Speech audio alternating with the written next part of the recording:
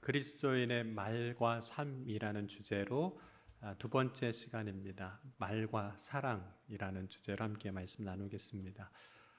그 사람이 누구인지에 대한 건 우리가 정체성이라고 또 이야기를 하는데, 때로는 그 정체성은 그 사람이 무엇을 하는지에 따라서 그가 누구인지 보여줄 수 있습니다.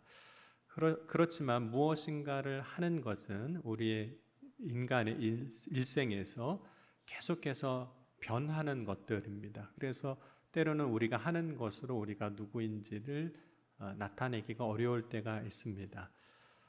사람의 정체성을 이야기할 때 그 정체성을 설명하는 것 중에 중요한 요소 중에 하나가 관계입니다. 관계를 통해서 우리는 그가 누구인지, 우리가 누구인지를 이야기하는 거죠. 그리고 그 관계를 설명해 주는 혹은 관계를 나타내 주는 것 중에 하나가 말입니다. 왜냐하면 우리의 말을 통해서 관계는 계속해서 맺어지거든요. 특별히 그리스도인은 하나님과의 관계를 통해서 우리가 누구인지 정체성을 이야기하고, 동시에 이웃과의 관계를 통해서 우리가 누구인지를 이야기하게 됩니다. 그런데 하나님과의 관계 안에서 형성되는 정체성은 우리가 하나님의 말씀을 듣는 일, 그것이 순종이 되겠죠. 그리고 우리가 하나님께 구하는 기도를 통해서 나와 하나님과의 관계가 무엇인지를 이제 만들어가게 됩니다. 뿐만 아니라 이웃과의 정체성은 우리가 다른 사람과 어떻게 대화를 하느냐, 어떤 말을 하느냐를 통해서 그 사람과의 관계들을 만들어 가게 됩니다. 그래서 그리스도인에게 있어서 말이란 것은 그리스도인의 정체성, 그러니까 그리스도인이란 어떤 사람인가, 또 어떻게 살아야 하는 삶을 사는 존재인가를 만들어가는 데 있어서 이 말이라는 게 굉장히 중요한 역할을 이제 하게 됩니다. 특별히 그리스도인의 삶이란 주제에서 두 번째 주제로 이제 말과 사랑, 그리스도인의 말과 사랑이라는 제목으로 특별히 그리스도인의 정체성이 우리의 삶에 어떻게 이제 표현되어야 하는지를 이제 오늘 나누고자 하는 거죠. 그럼 말은 어떤 걸까요? 우리가 말을 통해서 표현할 수도 있고, 또 말을 통해서 그래서 고백을 할 수도 있습니다. 뿐만 아니라 우리는 말을 통해서 우리의 감정을 이야기하기도 하고, 또 우리의 뜻 혹은 의지를 담아내서 우리의 뜻이 무엇인지, 의지가 무엇인지도 이야기할 수 있습니다. 그런 면에서 보면 말이라는 것은 관계 안에서 의사소통의 도구가 이제 되는 거죠. 그런데 말이라는 것이 무엇인가를 살펴보면 결국은 그 말은 무언가를 담아내는 그릇입니다. 특별히 말이라는 것은 사랑을 담아내는 그릇이 됩니다. 과연 우리는 사랑을 어떻게 알게 될까요? 말을 통해서 보통 알게 되죠. 말의 고백을 통해서. 말이라는 그릇에 우리가 사랑이 담겨 있기 때문에 사랑을 이제 알게 되는 겁니다. 우리가 하나님을 사랑이라고 고백을 합니다. 그런데 우리가 어떻게 하나님이 사랑이신 것을 알게 되었을까요? 우리를 향한 하나님의 그 사랑 고백이 있었기 때문인데, 우리를 향한 하나님의 사랑 고백은 크게 두 가지 방식으로 나타납니다. 그것이 말과 행함이에요. 오늘 이제 주제는 행함에 초점에 맞춰져 있기 때문에 이제 말에 대한 이야기를 또 하게 될 텐데, 하나님께서 사랑을 위해서 하나님의 행하심, 그러니까 예수님을 이 땅에 보내시는 것, 그것이 성육신이기도 하고, 또 예수님이 우리의 죄를 대속하기 위해서 죽으시는 것, 그 행함이 되는데, 그 행함을 통해서 사랑을 보여주시기도 했습니다. 물론 말에 행위가 더해지면 그 말에 더 큰 사랑을 경험하게 되는 거죠. 그리고 그 말이 이제 신뢰가 되는 거죠. 먼저 하나님은 성경을 통해서 우리에게 하나님의 사랑이 무엇인지를 알게 하셨습니다. 성경은 믿음의 사람들이 하나님의 감동으로 기록한 하나님의 말씀입니다. 그래서 우리는 성경을 이렇게 읽으면서 하나님의 사랑이 무엇인지를 이제 알게 되는 거죠. 예를 들자면 하나님이 세상을 창조하실 때에도 모든 것을 먼저 다 만드시고 사람을 맨 마지막에 창조하셨습니다. 모든 걸 다 먼저 만드시고 사람을 마지막에 만드신 것을 통해서 우리가 하나님의 사랑을 깨닫게 되는 거예요. 왜냐하면 하나님은 인간에 필요한 모든 것을 먼저 다 준비해 놓으시고 살 수 있는 여건과 환경을 만드시고 생명을 주신 거죠. 또 아담과 하와가 하나님의 말씀에 불순종했지만 그럼에도 불구하고 하나님이 그들을 죽지 않게 하셨습니다. 비록 인간이 범죄함으로 또한 에덴 동산에서 쫓겨나죠. 실낙원을 하게 됩니다. 하지만 하나님은 그 실낙원하는 아담과 하와에게 가죽 옷을 지어 입혀 주신 거죠.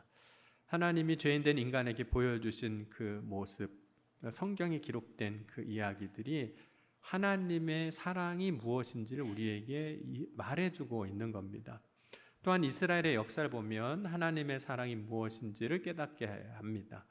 하나님은 이스라엘을 택하실 때 거룩한 제사장의 나라로 또 거룩한 백성으로 택하셨습니다. 하지만 이스라엘 백성들의 삶을 되돌아보면 하나님의 뜻대로 살지를 못합니다. 그래서 거룩한 나라가 되지 못하고 제사장의 나라가 되지 못하고 우상을 섬기며 살게 됩니다. 그때에도 하나님은 여전히 이스라엘 백성들이 다시 회개하면 용서하시고 다시 세워지는 일들을 하신 거죠. 그 역사를 보면서 하나님의 사랑이 무엇인지를 이제 우리가 알게 됩니다. 뿐만 아니라 하나님은 직접적인 선포를 통해서도 하나님의 사랑이 무엇인지를 알게 하셨습니다. 예를 들자면 하나님의 그 용서가 무엇인지를 우리가 이해할 수 있는 언어를 통해서도 말씀을 해주시는 거죠. 예수님과 제자들이 대화하는 과정에서도 사랑이 무엇인지를 말씀하셨는데 예수님과 베드로가 대화하는 장면이 있습니다. 마태복음 18장 21절과 22절을 함께 한번 같이 읽겠습니다. 그때 베드로가 나와 이르되 주여 형제가 내게 죄를 범하면 몇 번이나 용서하여 주리이까 7번까지 하오리이까 예수께서 이르시되 내게 이르노니 7번은 아니라 7번을 70번까지라도 할지니라. 예수님께서 베드로에게 7번뿐만 아니라 7번을 70번까지라도 용서하라고 말씀을 하셨거든요. 용서란 어떤 걸까요? 그것은 먼저 선언해 주는 거죠. 용서했다라고 말해 주는 거죠. 물론 마음으로 우리가 용서를 하지만 그럼 마음으로 용서했다면 용서한 마음을 말로 고백해야 됩니다. 그때 비로소 용서한 것이 진짜 용서가 되는 거예요. 그럼 말로 표현하지 않은 용서는 진정한 용서가 될 수가 없습니다. 마음으로 용서는 했는데 말로 그 대상에게 이야기하지는 않는 거예요. 그러면 용서가 아닌 거죠. 여러분, 용서라는 이 단어는 사랑이라는 단어하고도 사실 동의어라고 할 수 있습니다. 그래서 사랑도 마찬가지예요. 여러분, 사랑이 말로 고백이 될 때 그 사랑이 진정한 사랑이 될 수 있습니다. 마음으로는 사랑하는데 이야기하지 않아요. 그러면 사랑인지를 모르는 거죠. 여러분, 하나님이 성경을 통해서 하나님의 사랑이 무엇인지 인간이 듣고 이해할 수 있는 언어로 말로 고백이 되게 하신 겁니다. 그래서 찬송 중에 우리가 이런 찬송을 부르는 거죠. 날 사랑하심 성경에 써 있네라고 고백하는 겁니다. 그러면 예수님이 이제 십자가에서 고난 당하시고 죽으실 때 그 위에서 7가지의 말씀을 합니다. 십자가 위에서 하신 말씀이라고 해서 가상칠언이라고도 이야기를 하는데 그 중에 예수님께서 말씀하실 때 그 말씀들이 그 예수님 앞에 있는 많은 사람들 향해 주신 말씀들이 있습니다. 그런데 그 말씀을 보면 그 말씀에는 사랑이 담겨 있어요. 그때 예수님이 말씀하실 때 예수님을 따르는 사람들만 있는 것이 아니라 예수님을 따르지 않았던, 그래서 대적하고 예수님을 조롱하고 십자가에 못 박았던 사람들이 있었는데 그들을 향해서도 말씀하시는데 이렇게 말씀하셨습니다. 우리 누가복음 23장 34절 한번 같이 읽겠습니다. 이에 예수께서 이르시되 아버지 저들을 사하여 주옵소서 자기들이 하는 것을 알지 못함이니이다 하시더라. 그들이 그 옷을 나눠 제비 뽑을세. 또 23장 43절도 함께 읽겠습니다. 예수께서 이르시되 내가 진실로 내게 이르노니 오늘 내가 나와 함께 낙원에 있으리라 하시니라. 그리고 요한복음 19장 26절 27절도 이어서 함께 읽겠습니다. 예수께서 자기 어머니와 사랑하시는 제자가 곁에 서 있는 것을 보시고 자기 어머니께 말씀하시되 여자여 보소서 아들이니라 하시고 또 그 제자에게 이르되 보라 내 어머니라 하신대 그때부터 그 제자가 자기 집에 모시니라.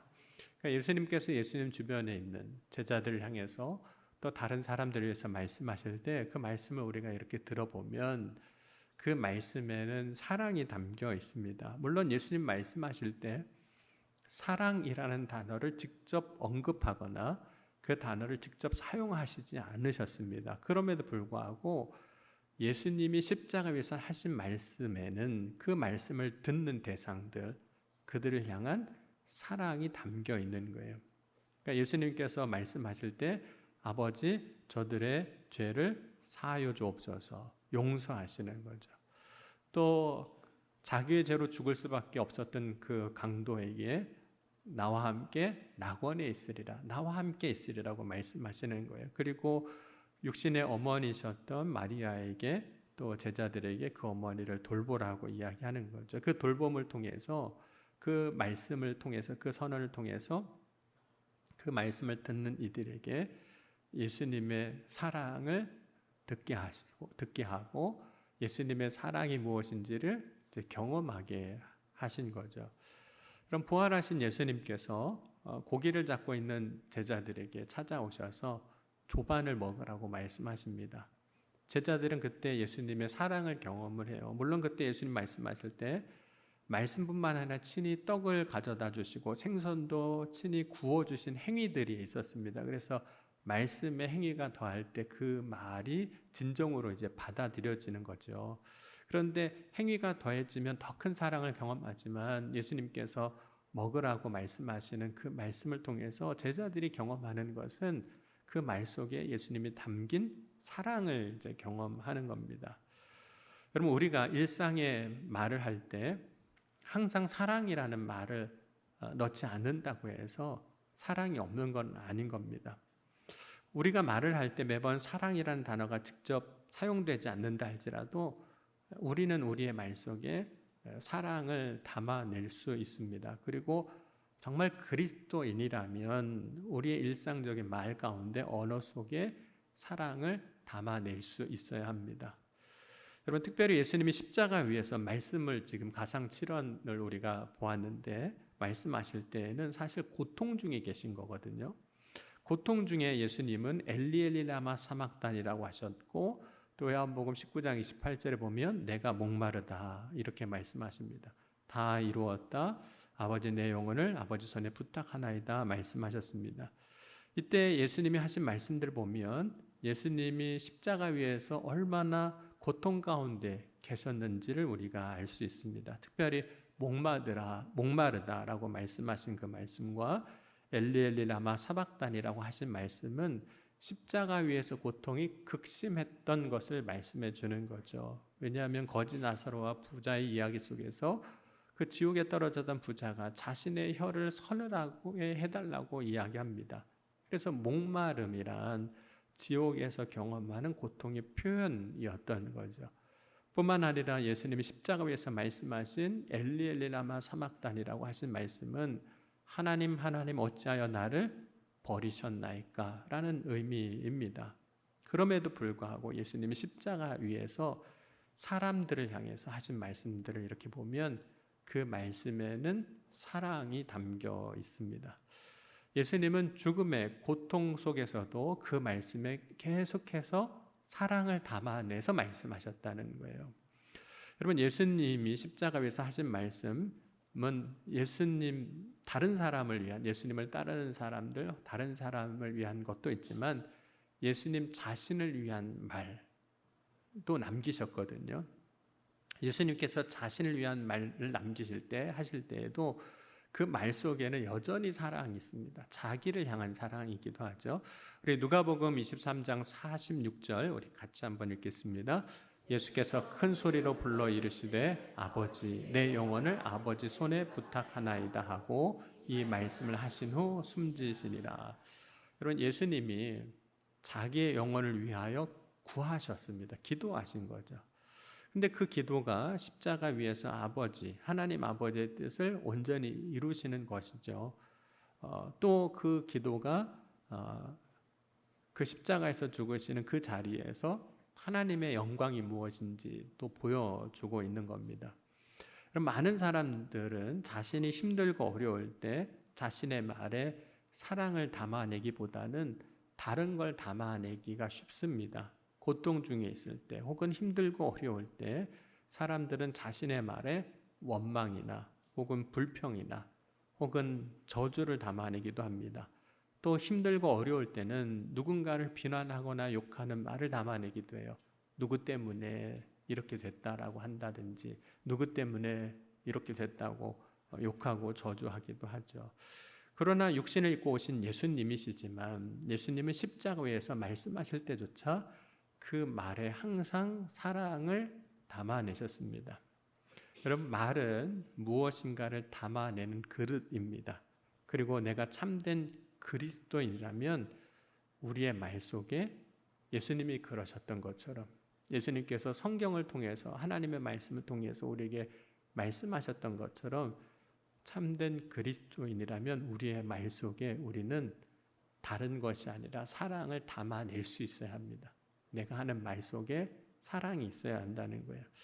그렇다면 나의 말에는 지금 나는 무엇을 담고 있는가, 담아내고 있는가 하는 거예요. 그럼 말이 무엇인가를 담아내는 그릇이라고 했으니 우리의 말에도 반드시 무엇인가가 담기게 됩니다. 그러면 스데반이 이제 순교할 때 순교자로서 마지막 그가 한 말이 있습니다. 하나는 자기를 위한 말이에요. 또 하나는 남을 위한 말, 다른 사람을 위한 말을 합니다. 우리 사도행전 7장 59절, 60절도 한번 같이 보겠습니다. 그들이 돌로 스데반을 치니 스데반이 부르짖어 이르되 주 예수여 내 영혼을 받으시옵소서 하고 무릎을 꿇고 크게 불러 이르되 주여 이 죄를 그들에게 돌리지 마옵소서 이 말을 하고 자니라. 스데반이 이제 복음을 전하다가 이제 돌에 맞아 죽게 됐을 때 순교자이지만 그리스도인으로서 마지막 말을 합니다. 두 마디를 합니다. 근데 스데반이 그리스도인으로서 자신을 위한 말을 할 때 주 예수여 내 영혼을 받으시옵소서라고 하는 거죠.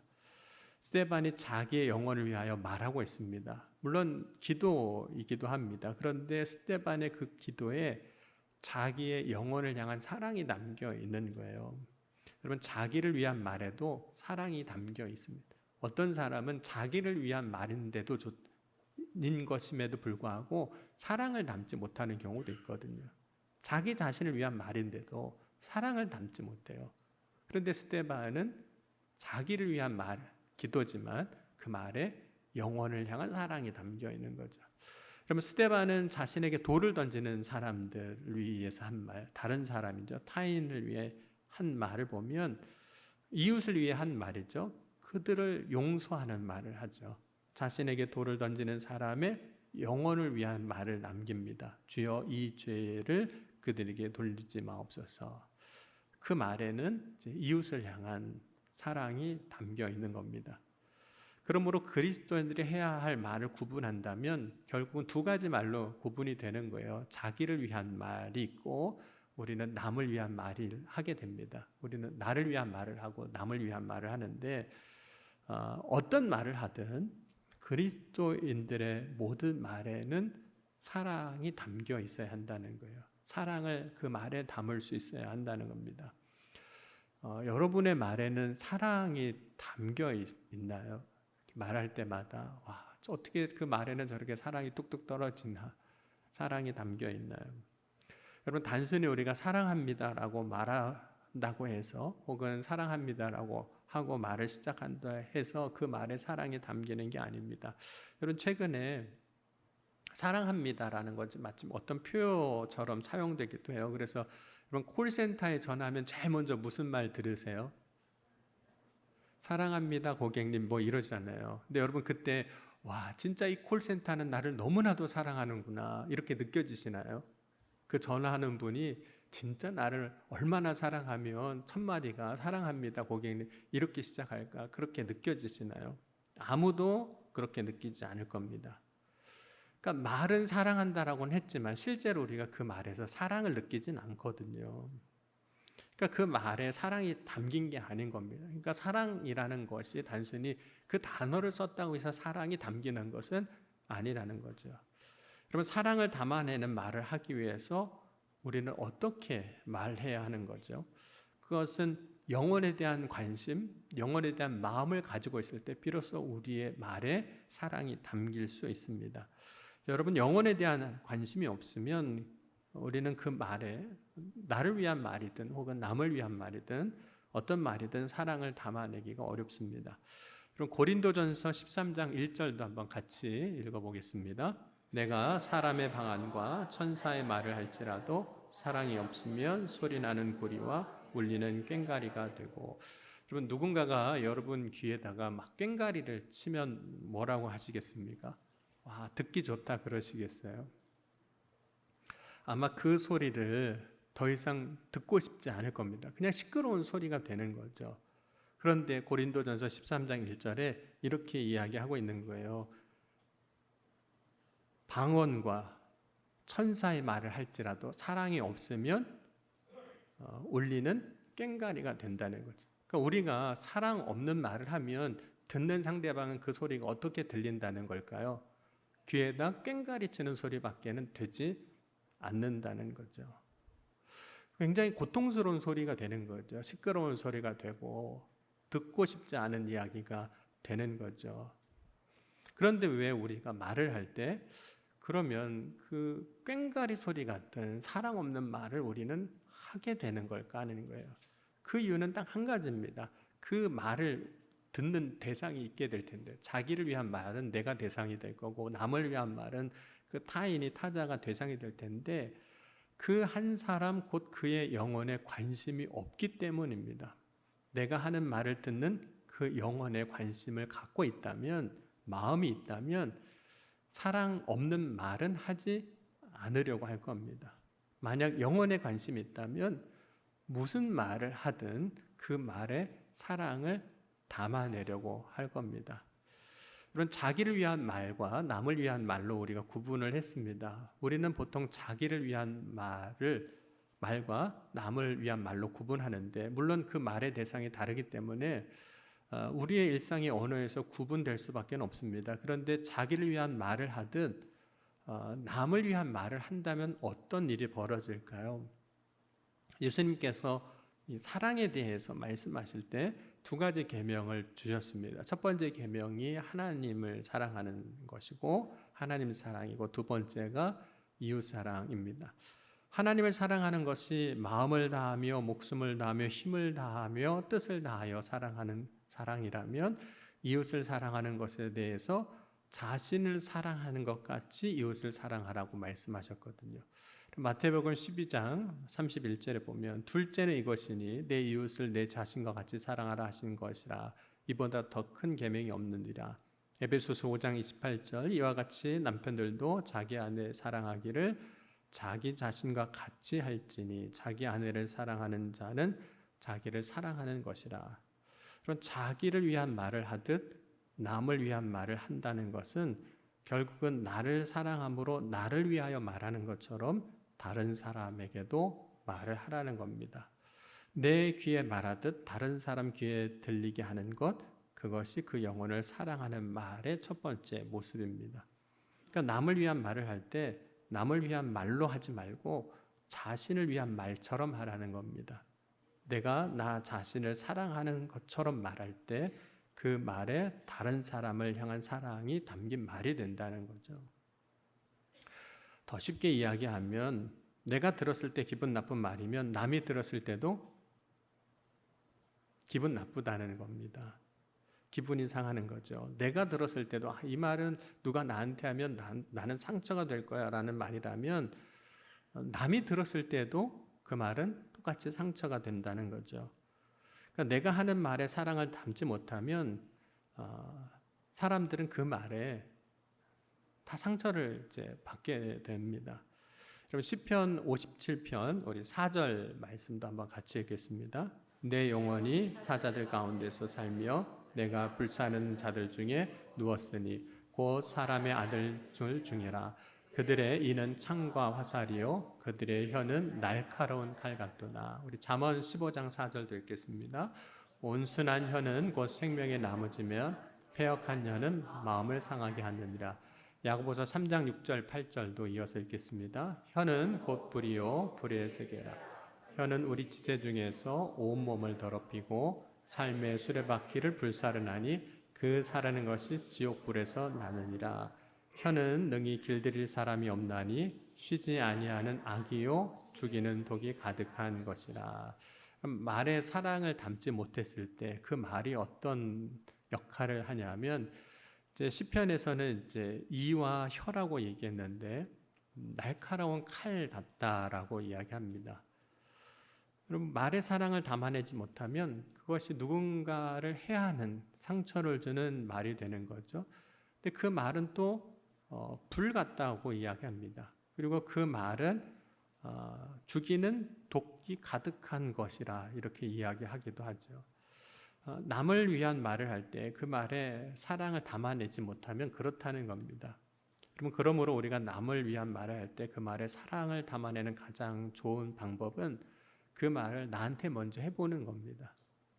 나를 위한 말로 한번 해보는 거예요. 그 말을 나에게 해보고 괜찮아 그러면 남에게 해도 되는 말의 범주 안에 들어온다는 거죠. 근데 내가 해보고 나한테 해보고 이거는 좀 안 될 것 같다 그러면 사랑 없는 말이라는 겁니다. 그럼 만약에 자신에게 할 수 없는 말이라면 남에게도 하지 말라는 그런 의미인 거죠. 자신에게 할 수 없는 말이라면 그 이유는 그 말에 사랑을 담지 않았기 때문인 겁니다. 그럼 예수님은 나의 계명을 지키는 자라야 나를 사랑하는 자라고 말씀하셨습니다. 그럼 주님의 계명을 지킨다는 게 어떤 걸까요? 그것은 결국은 하나님 사랑하고 이웃 사랑하는 겁니다. 내가 이웃을 사랑한다는 것은 말에서부터 나옵니다. 내가 이웃을 향하여 하는 말이 내가 이웃을 사랑하는지 사랑하지 않는지를 결국 보여주는 겁니다. 이웃을 사랑하라는 그 주님의 계명을 지키는 자가 하나님의 사랑을 받는 자가 된다고 오늘 말씀합니다. 그리고 그에게 또한 주님의 사랑을 나타내 보여주신다고도 말씀하셨습니다. 그러니까 이웃을 사랑하는 자가 하나님의 사랑을 받고 사랑하는 자가 그 하나님의 사랑을 경험하는 거죠. 그러므로 저와 여러분이 우리가 그리스도인으로서 말을 할 때 나를 위한 말을 하든 혹은 남을 위한 말을 하든 그 말에 사랑을 담는 저와 여러분이 될 수 있기를 주의 이름으로 간절히 축원합니다. 그래서 주님의 사랑을 드러내는 통로가 되고 또 그 사랑으로 사는 자에게 주님이 주시는 그 놀라운 은혜와 복을 체험하고 누리는 복된 삶을 살아가는 그리스도인이 될 수 있기를 주의 이름으로 간절히 축원합니다. 말에 사랑을 담아내는 것이 그리스도인의 정체성인 거예요. 말에 사랑을 담아낼 수 있는 사람이 그리스도인의 삶을 사는 겁니다. 오늘 저와 여러분이 어떤 말을 하든 그 말에 사랑을 담아낼 수 있는 복된 삶이 될 수 있기를 주의 이름으로 간절히 축원합니다. 우리 주신 말씀 우리 붙잡고 또 우리 믿음의 고백을 가지고 함께 기도하시겠습니다. 주님 오늘 우리의 말에 사랑을 담는 자가 되게 하여 주옵소서. 그리하여 참된 그리스도인으로 살아가는 삶을 살아가게 하여 주옵소서. 이제 함께 통성으로 기도하시겠습니다. 지금도 살아계시고 역사하신 하나님 아버지 감사합니다. 오늘 이 아침에도 주님 바라고 소망하며 믿음으로 나아갑니다. 오늘 이 시간 우리의 말에 사랑을 담는 자가 되게 하여 주옵소서. 우리의 말에 담은 그 사랑을 통하여 우리가 참된 그리스도임을 알게 하시고 참된 그리스도인 삶을 살아갈 때 주님 주시는 놀라운 은혜와 축복을 온전히 받고 누리는 주의 자녀들이 다 되게 하여 주옵소서. 오늘도 간구합니다. 부르짖습니다. 구할 때 응답하시고 채워주시고 충만케 하여 주옵소서. 살아 역사하신 하나님의 영광 가운데 세움받는 믿음의 자녀들이 다 되게 하여 주옵소서. 오늘도 한 사람 한 사람 기억하시고 주님 역사하여 주실 줄 믿습니다. 주여 이끌어 주옵소서. 사랑의 전에 감사합니다. 오늘 이 아침에 우리의 말에 사랑을 담아 참된 그리스도인의 삶을 살아가는 믿음의 자녀들이 다 되게 하여 주옵소서. 어느 곳에서든지 우리의 말을 통하여 하나님의 사랑이 선포되게 하시고 우리의 말의 고백을 통하여 하나님의 능력이 드러나게 하여 주옵소서. 오늘도 우리의 고백 가운데 우리의 기도와 간구 가운데 들으시고 응답하시고 역사하여 주신 줄 믿사오며 사랑이 많으신 우리 주 예수 그리스도의 이름으로 감사하며 간절히 기도하옵나이다. 아멘.